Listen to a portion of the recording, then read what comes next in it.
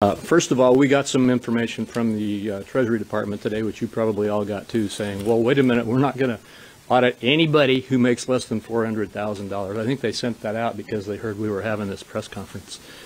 But that's all they did. They just said, well, we're not going to go after anybody who makes less than $400,000. Well, the Green Book, which lays out this proposal, in addition to the details you've already heard about, says very specifically that the Secretary, meaning the Secretary of Treasury, will be given broad authority to issue regulations necessary to implement this proposal, which says that the IRS will be given broad rulemaking authority to get the data it wants.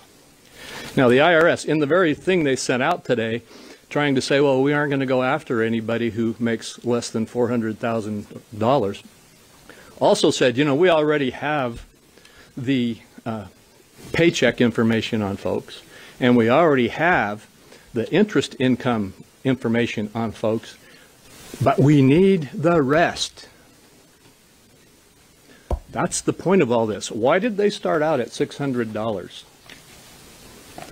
That's not to get the wealthy. That's to get everybody. It's to create a total dragnet. And I just want to conclude with the data that Senator Thune referenced generally. If you just, we asked Joint Tax to look at this and tell us what the distributional effect of raising all these hundreds of billions of dollars that this proposal proposes to do is. And Joint Tax said, you know, they haven't even put out enough details for us to give you a specific answer, but if you look at the tax code and see where it is that there is the available money that's not being reported, it's primarily in Schedule C and Schedule E. That picks up all small businesses, all individuals, everybody. And so they said, we will analyze the tax gap in Schedules C and E and tell you where it looks like the lost revenue is to be found. And when they did that, they found that it was mostly in those making less than $500,000.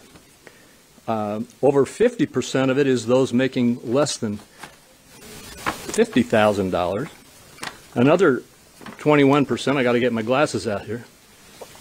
Another 21% is those making between $50,000 and $100,000.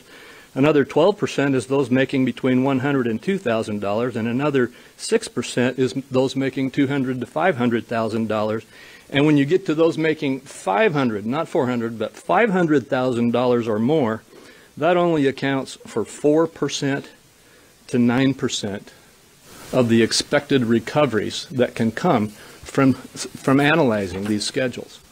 So I don't know what the IRS is trying to say here, but you know, if they are really not going to go after those who make less than $400,000, then why don't they, instead of saying, well, we'll raise the limit to $1,000 for everybody, why don't they just put a ban in there that bans the IRS from snooping in the accounts of people who make less than $400,000?